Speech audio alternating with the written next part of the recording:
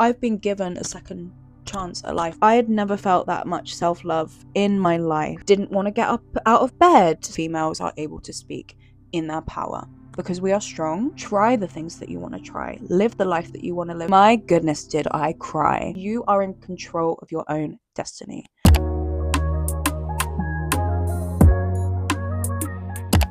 Hey guys, welcome back to the channel. For those of you that are new, my name's Lauren and I am your online bestie for all things self-love, self-care, business, life, working hard, living your dream life. So welcome if you're new here, and welcome back if you've been following me for a little while. I've been making videos for like 5-ish months now, which is crazy, and that time's gone so quickly already, but I am loving my online presence. To be able to help people and share online and have people resonate and relate is just something that I find so beautiful, because it just means we're not alone. And there's so many people out there in life that don't realize that people going through hardship and people going through similarities in life, there is always something that can be shared that might be able to help someone. Anyway, rolling on with the video today, I wanted to start this one off with how I manifested, built and achieved my dream life, and how I'm still working on that today.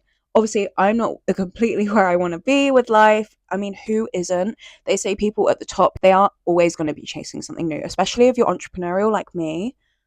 There's never going to be an end goal. You think there's an end goal and then there's something else. There's always something we can be building on. And I also think that's the beauty of life, because if we got to a certain point and thought we're done, like, yeah, you can sit in it for a bit and enjoy it, but what's next? There's no excitement. So it's really good to be in that mindset, and I think that's always how I've felt in life. And I want to start this video with giving you a little bit of who I am, how my life started, and that it has not always been easy. Let me just make this clear, because I think a lot of people are so quick, especially when we're on social media, we see the best of people's lives and we're so quick to be like, oh my gosh, they have everything.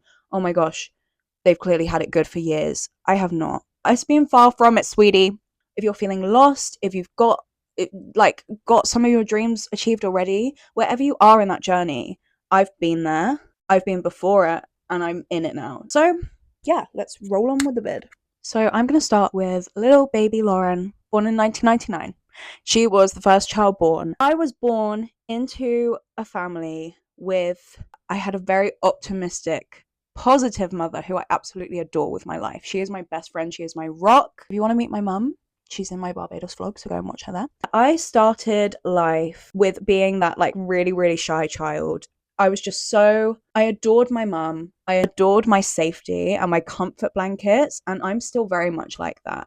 I was always a little bit scared of life. And I remember like my earliest memory of like stepping out of my comfort zone, which is crazy because I'll get onto it, but I've flipped.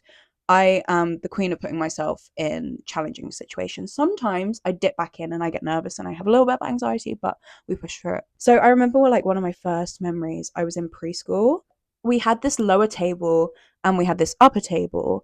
And I remember when my day came, I had all my friends, all my crew on the bottom table. And that was just, I'd come in, I'd have my routine. I loved it. One day, I just remember it's like this big shadow over me, like, Lauren, you're going to move up to the big table today. And my goodness, did I cry. I was such a crier as a child. Anytime I'd be uncomfortable or sad or missed my mum, which was a huge one, I just really had a problem with it. And I wasn't ready. I wasn't ready to move up to the big table. And I don't know whether that's like a confidence thing as a child. Like maybe I thought that they were all like bigger and smarter than me. I guess that's where like my earliest memory starts, of just being such a shy, innocent girl. And since then, it's so funny, my relationship with myself and my confidence and how it's bloomed and how it's blossomed. And it's just phenomenal what ways we can really change ourselves if we put our minds to it. And it was almost like exposure therapy. And again, I will get to that. I feel like children are quite like that anyway. Like I would just stick to myself and kind of do my own thing. Like sometimes I have my friends at school. So then we come to the end of my childhood. And when I was 10 years old, we'll just wrap this up quick. So I'm going to do a whole health video, like in a separate video. But I was diagnosed with type 1 diabetes. And it really flipped my life. My goodness, did it flip my life. But also I think this is why I have a lot of perspective of you need to live your life, because life is short. And I don't say this out loud, I don't say it often. I've been given a second chance at life by God. He put me on this earth for a reason, and he saved me. And I was almost close to not making it. It was a very traumatic experience for me, for my mum, for my family. But I am the product of someone who has lived through that and will not take a day for granted in my life anymore. Anymore. I'm here to tell the story where a lot of people are not blessed to, they're not lucky to. And I've been given a second chance, and I wanted to make that second chance right. Took me about 15 years to sort myself out, but that part of my life is so important and so special. And having diabetes is a full-time job, and it really shapes you to mature very quickly, to grow up and learn and look after yourself, whether that happens when you first get it or when you don't. I was in denial for a very long time, and it took me a long time to be like, no, you've got this, you're going to have it for the rest of your life, and you better look after yourself. But I'm in that position now, and I am so grateful that I've been able to do that for myself. That was a whole another thing to juggle through school, through uni, through drinking, and it added a whole nother layer onto my life. But we moved through it. Growing up into my kind of teenage years, I started getting a bit rebellious. And as we all kind of do, I know every teenager doesn't always go through it. I bloomed pretty early in life, and at 14, 15, your girl was going to house parties. I think I really started to gain my confidence then. I wanted to be independent. I went from the shy child of wanting to stick to what I knew to suddenly really putting myself out there. Inside me, I still had that really shy person that was really scared to speak and open up new conversations, and I'd kind of sit quiet and I'd always listen. Going to these parties and being invited out gave me that self-confidence, I guess, and it gave me that, okay. And then I started doing a lot of kind of theatre because my sister's really into theatre and musical theatre, and I guess that gave me a little bit more confidence. Throughout my whole childhood, I never had belief in myself. I was always so creative. I was always picking up new projects, whether that was like sewing a skirt together or creating my own events, write out all these invitations. And I was always such an organizer, and I guess I loved having control. And I am a big control freak. It's, again, I think that inner child in me, it's something that gives me comfort, it's something that gives me peace. I'm trying to work on it because sometimes it can be bad. If I don't have control over things, I feel a bit paranoid and I feel a bit nervous. And that's something I'm trying to really be aware of and adjust. And I don't want these habits that I feel like could evolve in a bad way become worse. So that's something I'm trying to actively grow on. And I guess that's where I'm coming from with my childhood and my teenage years is, yes, I was shy, but I always had that creativity and that direction in me. But also really struggled with self-doubt, and I feel like a lot of teenagers do. I was never that good in school. I got the grades that I needed to get, but I was always the one that was wanting to have fun and work on something else or do projects outside of school. And being in education, I did really struggle. The one thing that I did love was like my artistic subjects and my English language, because I had creativity to let my imagination run wild. I remember I absolutely loved doing creative writing. It was just such an amazing thing for me. I could get lost in my thoughts. The thing that stopped me in school and even in these creative subjects is the lack of control that I had, which is so interesting to think about. And, even in my art exam, I didn't like following this format of you have to write about this person, you have to implement this, and you have to do this. I just found it boring. And I just want to remind people that that is okay. And I had this through work, I had this through education. I always thought there was something wrong with me. And I think that's where this lack of purpose and this lack of, believing in myself, because I didn't want to conform to someone else's control. And I think that's just a massive thing of being an entrepreneur and having your own ideas and wanting to implement them. And again, if you're going through this, that's okay. It just means that you're meant for your own creative direction. It means you're made for something better where you're not chained to this rhythm. And I've only realized that in the last probably year, because I've now got my dream job. I'm now being given creative freedom that I lacked in every single part of my life and thought there was something wrong with me. And that was the shyness and the lack of not knowing if I was good enough. And I think that stems from a lot of my childhood things that I went through in life, not feeling good enough. Like rejection was a big horror for me, and I really, really struggled with it. And I had a really good mum, in the fact of I would turn around to her and say, Mum, I don't think this is working for me.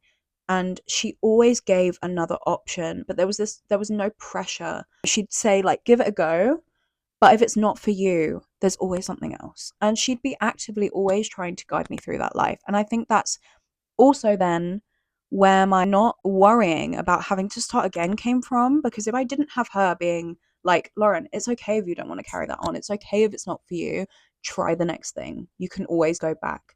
And I honestly don't think my mind would have been there if I didn't have her guiding me through it. And I've developed and I've grown on that, and a lot of my decisions came from being impulsive. If you're not used to thinking for yourself and knowing what's right for you in that moment, or being so utterly scared that you can't push yourself to doing something else and staying in something that's going to make you miserable, that's work life, that's relationships, that's family situations, that's money situations, like any single thing, I recommend just to jump. If it feels right in that moment, I thank myself so much for moments where I could have stayed and been miserable, but I chose to set sail, move on, and try something else, because life is too short. And I don't take this term lightly.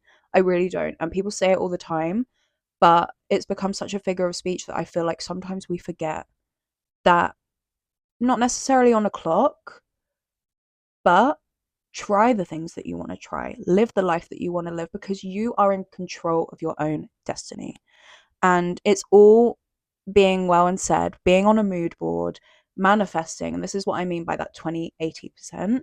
You can 20% manifest it, but if you're not going to do the work, if you're not going to jump ship yourself, you're not going to get to those goals and dreams that you have so wholeheartedly wanted in your life, and that I wholeheartedly wanted in my life. And if I didn't jump all of those times, I wouldn't be where I am today. I wouldn't be working freely. I wouldn't be working independently. I wouldn't be inside a company that really cherishes my mind and my creativity, which is just insane. Like, it's amazing. And I can't believe that I've got to this place in my life. So we really, really, really, really, and I mean we, Lauren herself and I, we really went from self-doubt to starting to believe in myself a little bit, because I came out of school and this was GCSEs, and I tried sixth form, I tried A levels, so left college. And then my mom was like, okay, well, you can do an apprenticeship, you've always been good at, why don't you try like customer service? And I was like, okay. And I did my customer service apprenticeship, but the beauty of that job was that I was put in charge of the social media, and social media wasn't huge back then, so I just managed a little Instagram. Wasn't anything huge, but it was fun for me. I remember during that time I was like, I wonder what marketing jobs I could potentially do. And I looked into creative marketing and I looked into social media. But again, there was a lot of jobs in London that kind of weren't paid for or minimally paid, and I couldn't afford to do that. And I was like, okay, well, what can I do next? I want to go to uni. Back to the education card. I was like, okay, I kind of know what I want to do, like something in design, something that's going to make me like still have my creative flow. So did a foundation in design, and then a year later I went to do interior design and architecture in uni. I literally walked into work one day and my mum was working in the same place as me, and I said, I think I want to go to uni. And she was like, okay, let's figure it out, which she always did and always does. And I love her for that, because it enabled me to blossom into this person that knew it was okay to try. So if you don't have someone like that in your life, be that for your own self. Be your confidence, be your decision maker that tells yourself it's okay to try. Guys, I want to be real for a hot second. Uni was absolutely hellish. Uni was the best and the worst years of my life, seriously. But I found myself, not completely, but I started to blossom into the person that I was meant to become. I met friends for freaking life, and I established like where I wanted to go and who I wanted to be. I found my confidence, I found my independence. I realized that I loved living independently and alone and away from home. It just felt so good.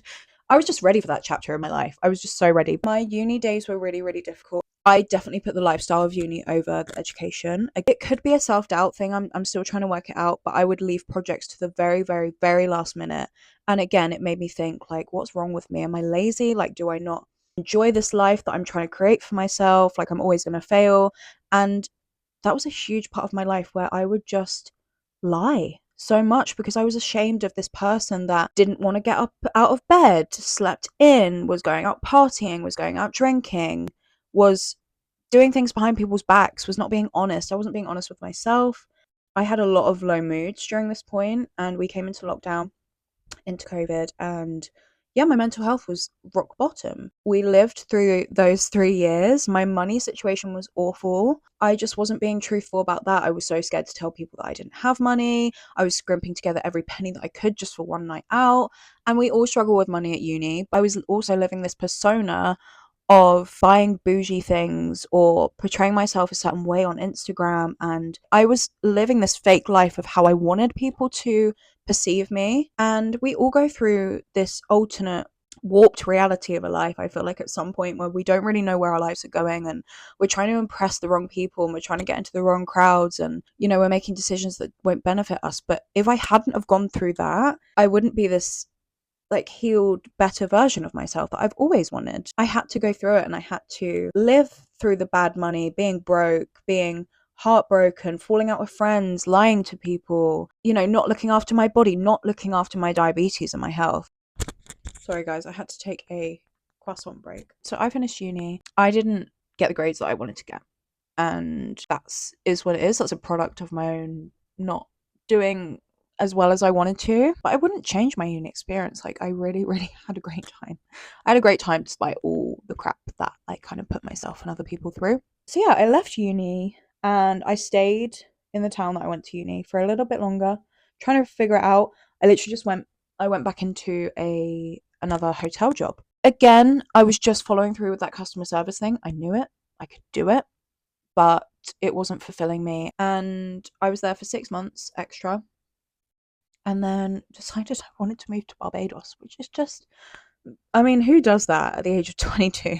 I was lucky enough because my mum has a travel business and she was moving. I didn't have anything holding me down. And then through a friend of a friend, I obviously had my interior design experience, and I got hired by someone who wanted me to do remote work, which was really, really exciting. So I was like, cool, I'll give that a go. Turns out that I could do a bit of work for them in Barbados and remote, which was just like phenomenal for me. I was like, cool, well, my life's going that way. Like, I'm going to go and move with mum for a bit. But I think I was always still running away from my problems. Moved to Barbados, found it very, very isolating there. Didn't do very long at that job. And I came back. I was like, okay, London is the place for me to be. And I was in a really, really toxic relationship.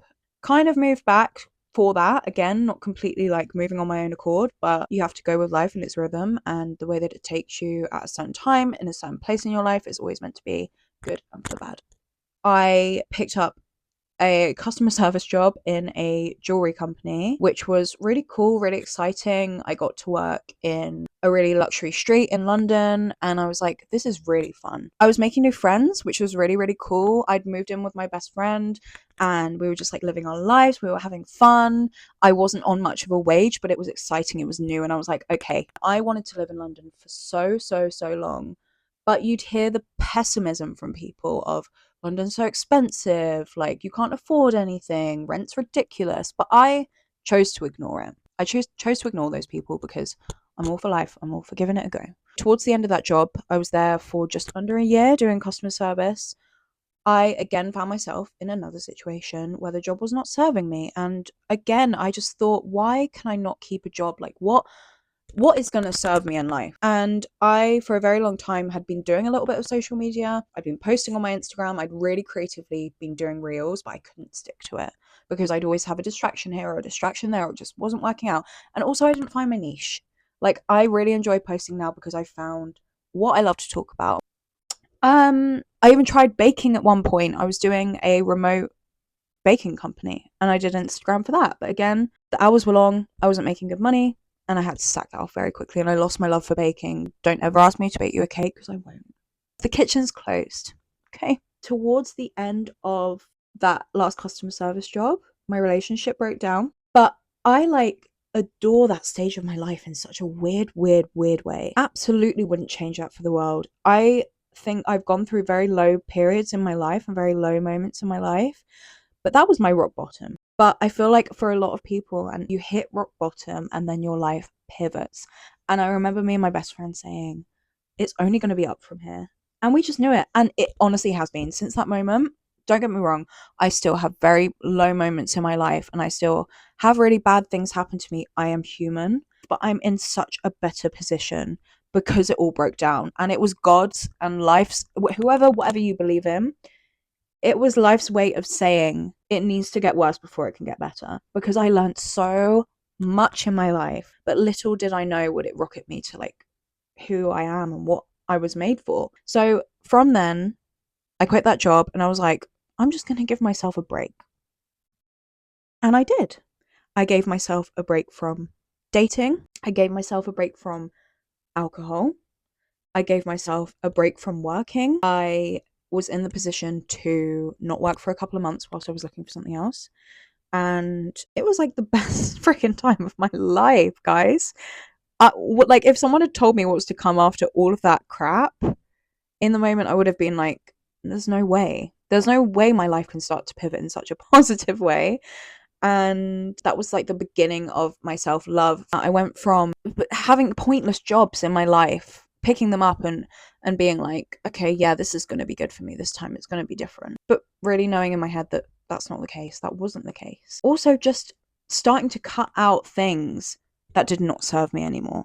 And I've already spoken about the relationship and the job and other people in my life and other aspects. This is the beautiful thing, guys. I realized what was for me and I was blooming. I was turning into this version who could actually make decisions for myself. And I can't tell you how freeing that is. If you're in a point where you think like something is going to complete you, the only thing that's going to complete you is having self-love and having self-worth and knowing what is for you. I think I started to realize there was basically this cross path in my life. Knew that there was two paths that I wanted to go down. One was being an air hostess, which I've let go of that dream now. It actually wasn't for me. And the other path was social media marketing because I knew I was good, but I didn't have a degree and that was scary. I didn't have a lot of I knew I could, but I didn't know how. But I used to say it out loud, and that's such a weird way of manifesting, because sometimes when you say something out loud so much subconsciously without even being like, okay, I'm manifesting it to the world, I'm praying for it. Sometimes when you have something in your mind, it manifests for you. And I was putting in the work. I had never felt that much self-love in my life. I had so much alone time in my brain. I wasn't going out. I wasn't distracting myself. I wasn't working. I had a lot of time to just realize and understand what I needed, and to stop thinking that I needed to run away from all these problems. And I knew that I wanted to fix my habits. I didn't want to lie to people anymore. I just felt this new version of myself where I was like, I'm tired of this version of myself that I've created. I knew the version of me and the habits that I had formed were not serving me. And this is all about talking kind to yourself. That version of you just didn't serve you. And that is okay. And that's all about growing up and finding new chapters of our life. DJ, I decided to overheat. Clearly I was being too passionate about my subjects and it got hot in. And then I finally found myself another job in London. And the beauty of that job is that it was customer service again. It was a front of a house role. But my manager at the time, loved her, she knew that I was creative. She said to me, would you like to do our social media as well? So this was out of fate. This is where I feel like the universe and God was giving me an opportunity that they knew would be right for me. So some would say it's luck, chance, fate. Absolutely. I didn't know what I was getting into, and I didn't know I'd be given this opportunity. But when I just knew that I was able to work on my portfolio and, build on social media. And I was like, I know that I'm good at it. Thinking back to my childhood and my life, this is always what I was meant to do. And be able to be so creative in that realm of my life and just do something that I can make projects and have freedom and so yeah, turns out that job was traumatic. Towards the end of the job, I wasn't being given creative freedom, which I actually then realized that I needed to be able to make some of my own decisions, because I was being put in a very small, claustrophobic, controlled box. But do you know what I learned in that job? I learned how to freaking set boundaries. I learned how to speak up when I wasn't being treated right. And I'm so glad I did. I do not regret speaking up in any of those situations where I was tried to be belittled. And something that's so important to me is that females are able to speak in their power because we are strong and we are powerful. I wasn't going to stand for it. And that is where I found my voice. Promised myself I would never let anyone talk to me like that again. But I knew that I'd got enough for a full portfolio, and we were just under a year again in this job, and I knew it was time to move on. Something was telling me. And I got back from an amazing holiday in Miami, and I saw a job opportunity come up, and I just knew in my heart, in my mind, in my stomach, in my feet, I knew this job was just everything that I'd been looking for. And I jumped at this opportunity. I hadn't even handed in my notice yet, but I was like, oh my goodness, this is got my name written all over it. I'm going to apply. I handed in my notice, okay? I hadn't even heard back from these jobs. I had an 8-week notice period. So I was like, girl, you're going to get up, you're going to find yourself a new job. And it was crazy because on God's pure, precious timing, the moment that I came out of that meeting from handing in my notice, I had a missed call on my phone. I had a missed call on my phone. And who was it from? The freaking dream job that I'm in now. And I'm nearly 9 months in this job. And I'm just like still this giddy, happy, like I'm growing so much within a role, and someone freaking believes in me. And I'm believing in myself, and I'm setting boundaries, and I'm able to talk my worth. I'm able to educate, I'm able to create, I'm able to have my own freedom in terms of making up my own mind, pitching my own creative ideas, and it being reciprocated on that's great, Lauren, or we can alter that, or I'm not being put in a box anymore. And I couldn't have done it without this little bit of 20%. I pray, I manifest, and I believe in myself. Whether you're religious or not, I'm never going to throw heavy religion on this channel because I have my own relationship with God. And if you follow the same, then that's really nice, and hit me up. And you really do have to believe in yourself. And I wouldn't have done it without that bit of self-love. I have this role where I can develop so much, and I'm creatively working with people. I create ads for huge brands within the company that I'm in. And it's just insane to me. But I've built this life, and I've built it with confidence. And don't get me wrong, I may speak on how good my life is now. I'm still learning things every single day. I'm still growing, and I'm not perfect. And just because I'm preaching all these things, I don't think I'm perfect. I've got loads more that I want to do in my life, and loads more that I want to learn. And again, like I said in the beginning of this video, that is the beauty of life, because we're constantly evolving and we're changing. But I try and do most things with a positive outlook and belief in myself. And I carry that self-love in everything I do, my decisions that I make. And I just want everyone to know, if you're struggling, if you're going through a weird period, if you're not quite where you want to be, if you're on the right path and you're still growing, and you're still learning and you're still evolving. And I just want to say, journeys can be so slow.